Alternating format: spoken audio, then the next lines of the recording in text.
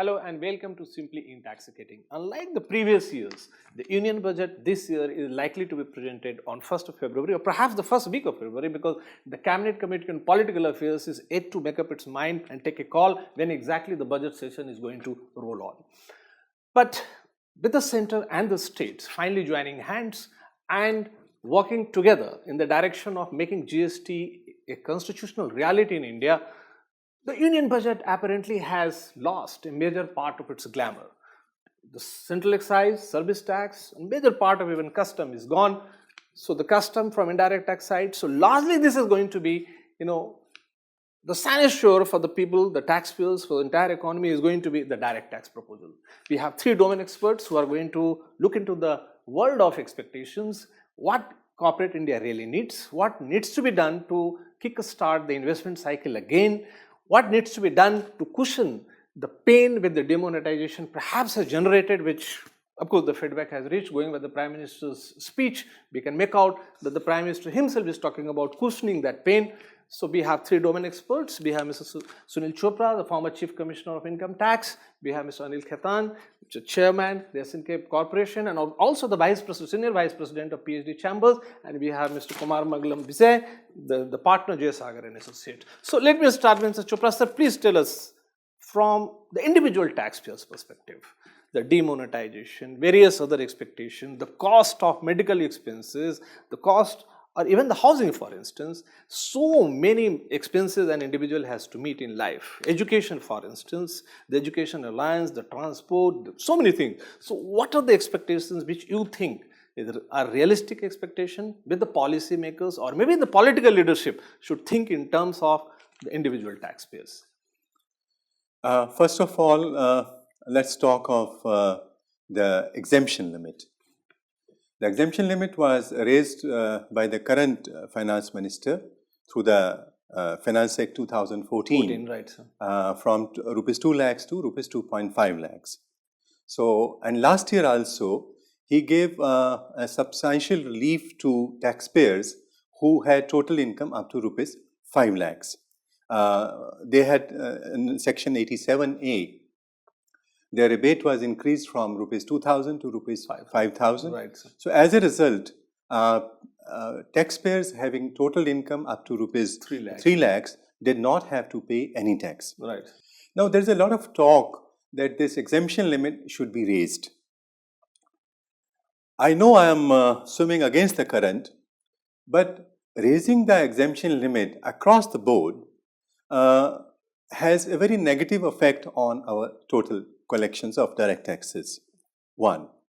And secondly, because it benefits all segments of taxpayers, people having the paying the highest incidence of income tax, even they have the benefit. So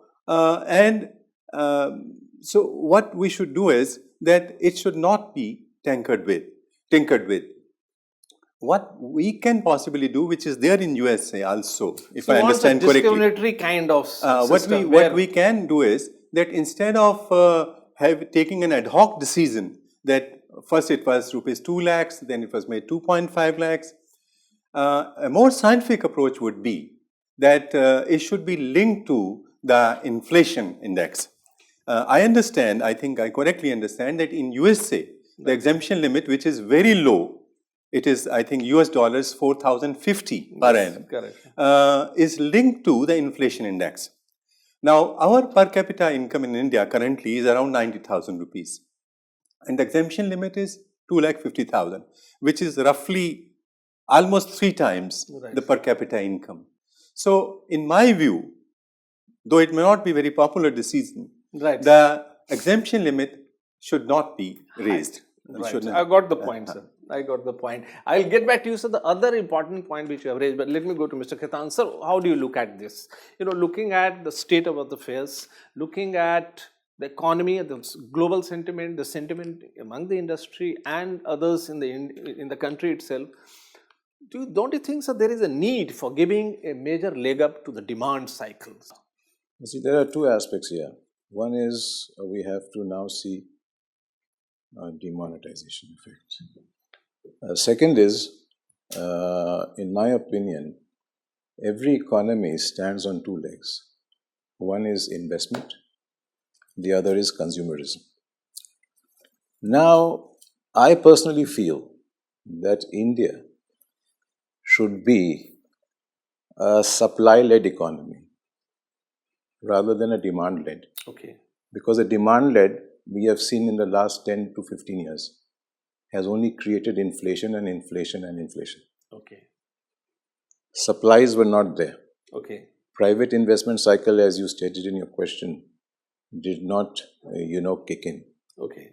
So coming back, it is very essential for the government, in my opinion, to increase the tax limit, make it minimum 5 lakhs, no tax payable. Okay. Give more money in the hands of an average Indian so that consumerism increases. So the moment consumerism increases, that is the starting point of the total economic cycle of our nation to move. Right. Because that determines manufacturing and determines services. I mean, it determines everything. Right.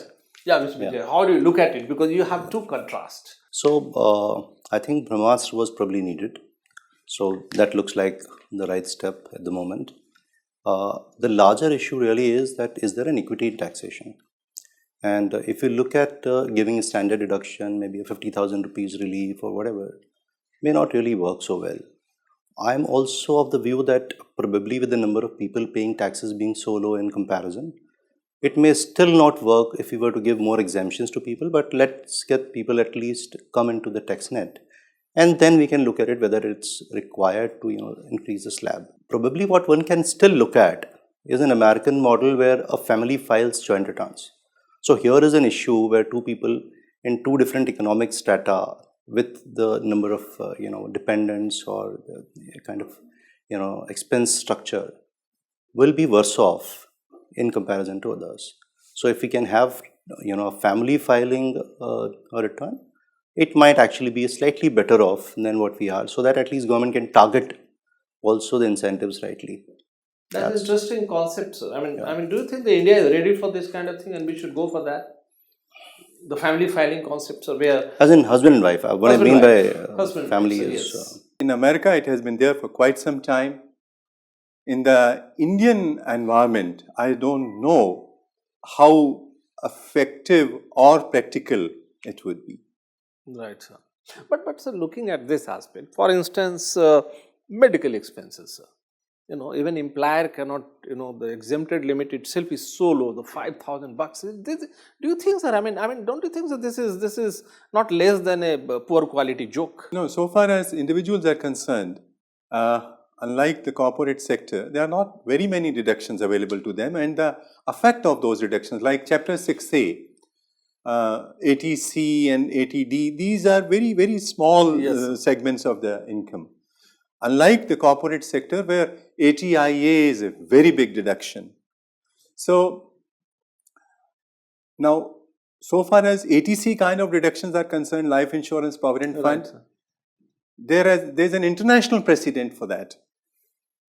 Even those countries which have done away with most of the deductions have not tinkered with this. They still allow deductions for life insurance and provident fund. So, unlike the corporate sector, where if the deductions and exemptions are taken away, it will make the system very clean.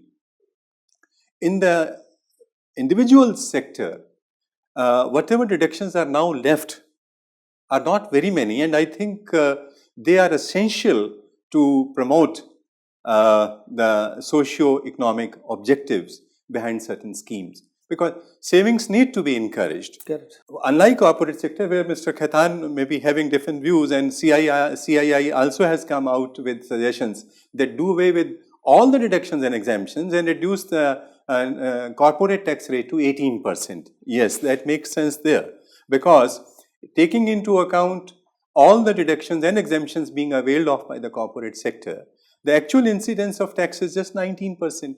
Sir. Okay. So we will go back to corporate now, sir. Of course, I mean, there are various other aspects of the personal income tax which needs to be debated. Mediclaim, for instance, again, it's very small amount. If somebody gets admitted in a hospital, then one has to pay through the nose, the eyeballs, the ear panel, everything. So whatever you have. So we will forget about that separately. Let's go back to the corporate side, sir. You very raised the timely thing that all deductions, incentive, what Mr. Khaitan suggested was that make it flat 20%. Of course, sir, I mean, even the Supreme Court, all the courts have decided that equity is a stranger for taxation. So let's treat equity as a stranger and let's forget about everything. Let it be a flat 20% or 19%, whatever the CI is suggesting. Do you think that this kind of thing, the exchequer will be poorer or exchequer will be No, better exchequer off? will not be poorer. Exchequer will be better off Better off, because the global study, for so far as Indian companies are concerned, has revealed that actual incidence of tax is around 19%. Right. In fact, the last year budget, Mr. Jaitley had talked about a few sections being grandfathered. Yes. And the sunset deadlines were also sort of notified.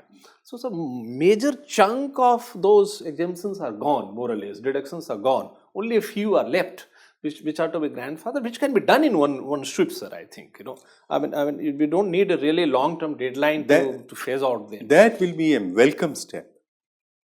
So that is something which we should recommend to the Honorable Finance Minister. But would that not be, going back on your words? I mean, in a way, certainty is an important element of entire tax policy.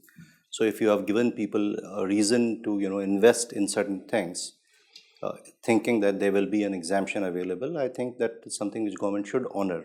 But going forward is what they can, look at. We should give them an option either to go out of it or remain within that scheme and follow it. I mean, that's. So in this scenario, sir, how exactly, sir, the government should look at the MAT option? Because MAT is... See, MAT, I'm very clear. MAT, they should reduce by 50% and there should be no MAT on the SEZs. Today you tell me why not a single SEZ in India is live and thriving, like you have the SEZs in, Dubai, Yeah, even China for that or matter, in Singapore or in China. Why? Right. I mean, exports, if they're not to be taxed, and that's why you put SEZs for, Right. then why unnecessarily get into these small tinkerings, Yeah. How much you are going to get? Why don't you see cost benefit? Right. How much exports you will increase? Today, with the size of India, Right. we only have 1.5% of the world's trade. Correct. Our export is only $260 billion. Yes. True. What is it? Nothing. And if you see the composition of our exports, India is still exporter of raw materials. Raw materials. Is not doing value-added exports. Right. Correct. So we have to basically see the total mix also, And I mean, a lot of things have to be done because another point I want to raise here on this demonetization. Now you've taken, let's say, 15 lakh crores out of the system. Right. So 100 rupees was there in the system. You said 86 are of 500 and 1,000. So 86 rupees have been taken out of the system. You have 14 rupees left remaining in the system, right? Now 86 rupees has to be filled up. Right. For the system, for the economy to again go back to 7.6% GDP. Correct. What it was doing, Right. if not more. Now to bring that will take time. It will take time. Today, the capacity of our 4 mints is to produce 36 billion notes per day, working 3 shifts. Right. Based on that, Government of India has calculated that by 17th March 2017, they'll be able to, fill with physical cash this 86 rupees. Correct. And mainly with 500 rupees notes. Simultaneously, we want to be less cash economy, not cashless. Right. Now, we are a cashless economy now, only 2%. Highest, as per my information, I could be wrong, is Denmark at 61%. Right. US is at 45%. That means 55% is still cash Right. in the US. Correct. So my suggestion here to the government was that having done what it has, now we have to talk of remonetizing the economy. Yes. Because until you remonetize our country fast, Right. we're going to head for a crash, which I'm sure we won't. Right. And Mr. Modi will not let it happen. So I was having this suggestion that let's assume government is saying 2% is our cashless. Let the government fix a target. maybe 2018, 31st March, Right. from this 2% we'll come to 10%, Right. for example. Accordingly, they put in the infrastructure also, Right. like the POS machines and whatever they have Whatever to do needs to be done, right, to make that economy to 10% cashless. So by that way, there is no pain to anybody and you are achieving your objective, plus you're giving tremendous time for huge financial literacy, which this country needs in order Right. to, transfer money here and there. Correct. So that was one suggestion of mine. And here, coming on the income tax point, here I think government has to be totally liberal on electronic transactions. This 2%, 2.5%, which we are paying, of course, to Visa and MasterCard and all. Right.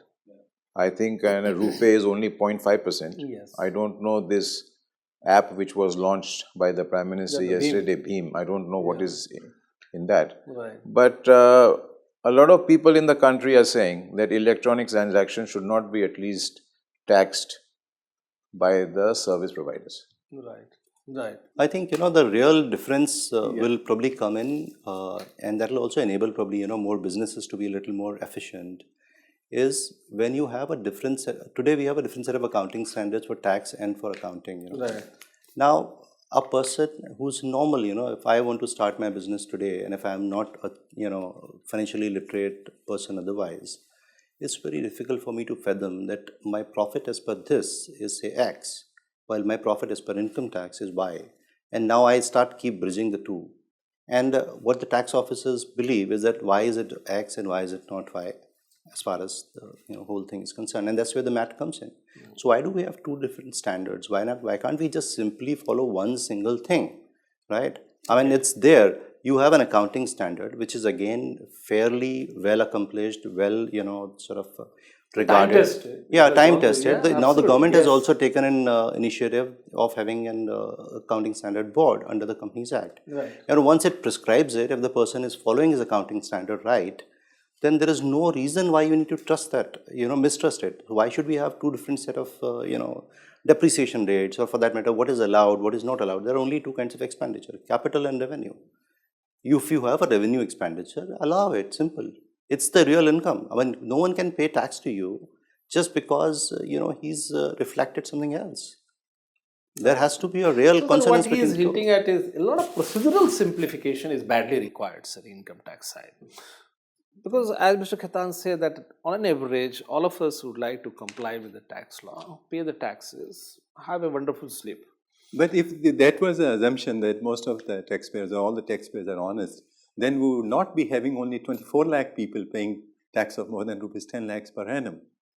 So it appears that in India, the temptation to evade is very strong, and there could be no other way. And it has become possible because their cash transactions is extremely difficult to monitor them. Maybe, sir, that could be the reason. But, sir, the worldwide, if you look at the global trade, for instance, sir, that the economy grows, our habits change, our behavior change, we move from cash to digital sides. Most of the developed economy, for instance, Germany, it takes this almost 80% people have gone back, in last 10 years to cash transactions. Australia, for instance, good number of EU countries, sir, in fact. I mean, I was doing on a study, I came across that most of these developed economy citizens and consumers, they are going back to cash. That's a very interesting global phenomenon, sir. I mean, of course, I'm not looking at India because we have been traditionally notorious for cash. This habit needs to be broken, where Mr. Modi has been partially successful in terms of demonetization. Shock therapy has been given. And now this needs to add to this, it needs to be sustained. That's yes. very, very important. And good number of younger generation, of course, sir. I mean, of course, for us perhaps it will take time, but younger generation, they use Paytm, they use the alternative banking channels where to make payment, or credit card or debit card, etc. And the younger generation will be basically a digital generation. And the reason sir, for this, Mr. Shailendra Kumar, is that the younger generation who use Paytm and all credit cards and debit cards, they are generally those people, executives in the private sector, whose salaries are completely disclosed to the income tax department. They have nothing to hide. But whereas people who have 99 or 100% of their transactions in cash, they are making their entire expenditure in cash. So the reason for this is that these youngsters who are using digital methods for their payments are those whose income has already been disclosed and suffered tax. That's the basic reason. Yes, sir, you wanted to add something? Yeah, while I agree with him, he's perfectly right there. One very big effect, a positive effect, which demonetization has done, is to the rich youth of this nation, to the rich women of this nation. It has got a tremendous impact on them. Now they've started valuing cash. Yes, it will. So on this note, on a very positive note of optimism, the youngsters, a lot of responsibility rests on their shoulder now. And in any case, they are exposed to better system, better infrastructure, better habits, and the digital payment and online shopping, of course.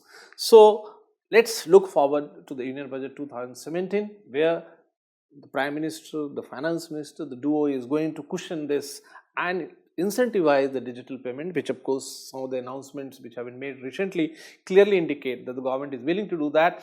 Even for the traders, the tax rate has been brought down, to encourage digital payment. Individual taxpayers, it has been agreed upon by all the domain experts, all the three distinguished panelists, that they need to be given little more cash in hand so that consumerism could be encouraged, more demand could be there, and then again all the macro variables of the economy could be triggered. Again, the cycle could be revived. The corporate side, the corporate tax rate has to come down, doing away with all the exemptions, incentive scheme, etc., so that the incidence of taxation, more or less, it creates a level playing field for the entire, all business doing entities in the economy. And even for the income tax perspective, for the department side, it becomes easy to administer. Ultimately, the revenue collection should not be made a very complicated kind of machinery, and it should not become too much of competition and too much of procedure based, which creates room and a space for different kind of other activities, which brings bad name for the department. So looking at all these dimensions, it's a challenging year for the finance minister, and it will be a short budget because half of the thing is gone to the GST council.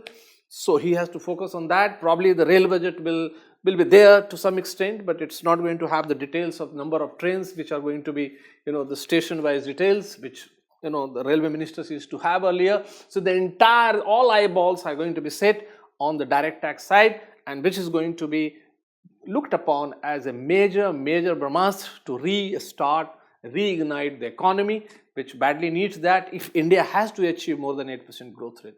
Thanking you all for watching TIOL, and let me thank my three distinguished panelists for making it very insightful discussion. Thank you, sir. Thank you.